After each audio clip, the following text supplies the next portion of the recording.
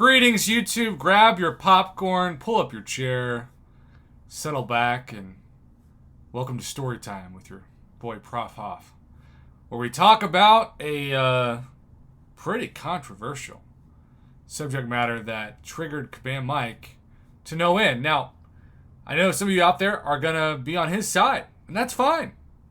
I think it's important to be able to showcase both sides of an argument, especially with something as emotional as the buff program. Now, it's also important to note that we've called this the buff program because whenever KABAM does a tune-up or an overhaul of a especially older champion, we believe as a community they're trying to make that champion more playable. They went through a list of reasons this week why they do this, from having it be more exciting to pull them in a crystal to giving players who say are more likely to get the version of that champion as a 1 and 2 star when they start out playing the game to clear more content.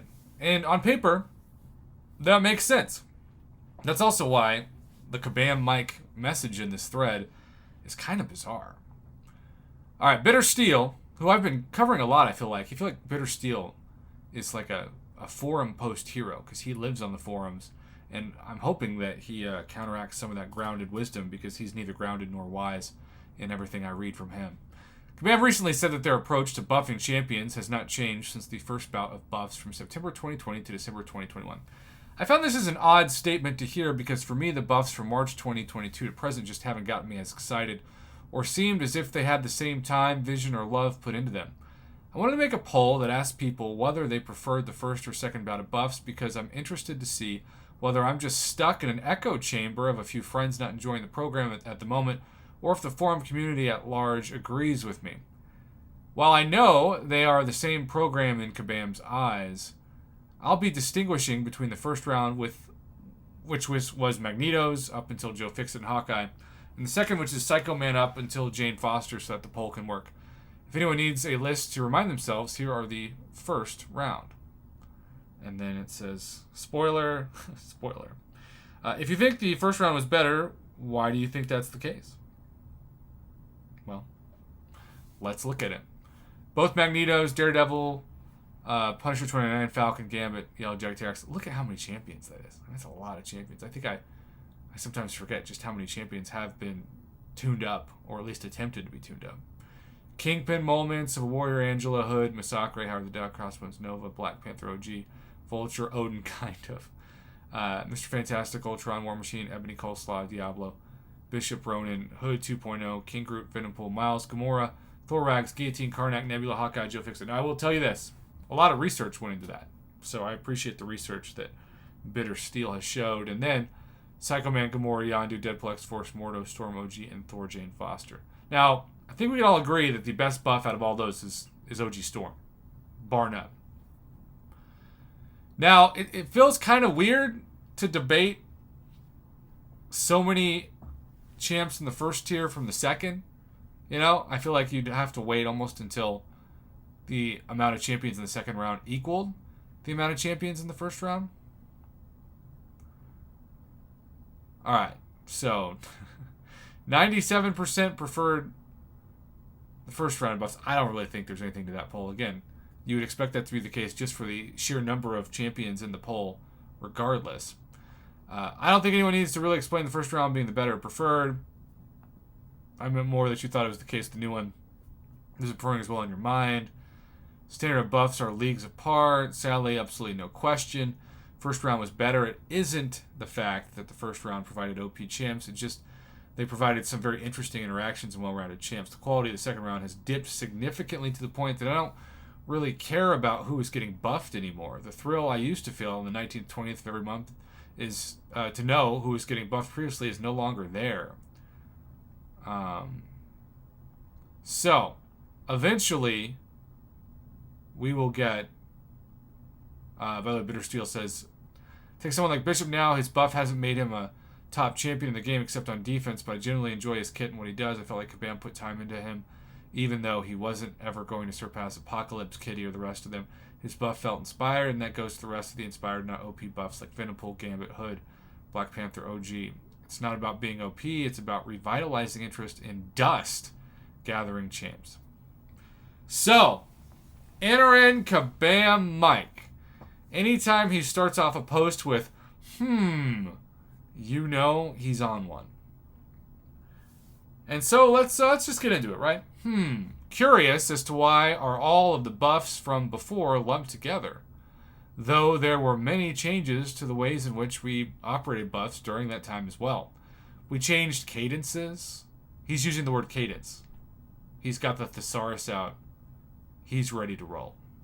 The depths of buffs and much more. Would be interested to see how people feel with things split further up and not just before X and after X. For example, I would lump Magneto, House of X, and Daredevil into one.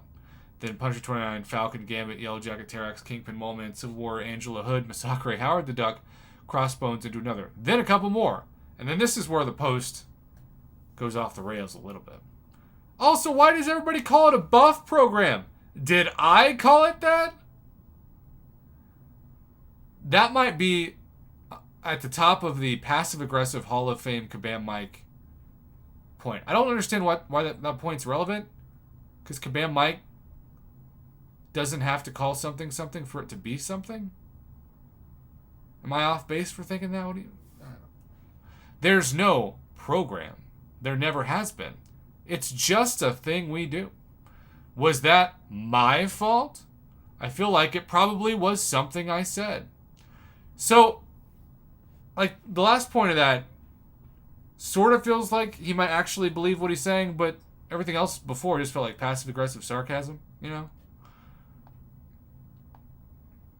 So then you see more comments and more comments and more comments. It is KABAM MIIKE coming back. I wouldn't separate by year either. There have been many changes to the way in which deliver buffs even within 1 year.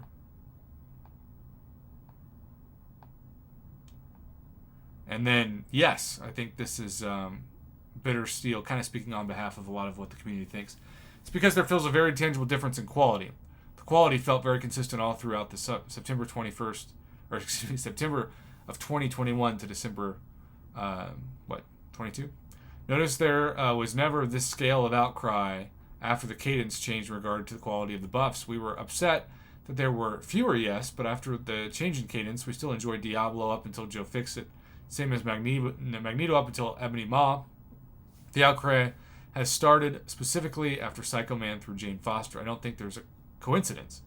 There were, of course, some complaints on quality when the cadence changed, but overall, looking back, I think we can see that any stretch of Champions seems higher quality than the current stretch. In regards to the word program, I think the reasoning behind this is that Magneto buffs were announced. We had very occasional buffs to Hulkbuster, Colossus, Red Hulk, She-Hulk. It didn't come very often. The announcement here felt very much a program. Buffs had never been planned before. We now had the following. We're getting serious about reinvigorating portions of our roster that have been left to atrophy for too long. We've carved out a strike team. So he's pulling in quotes. He's going through all this. And yet, KABAM MIIKE kind of still feels as though he is,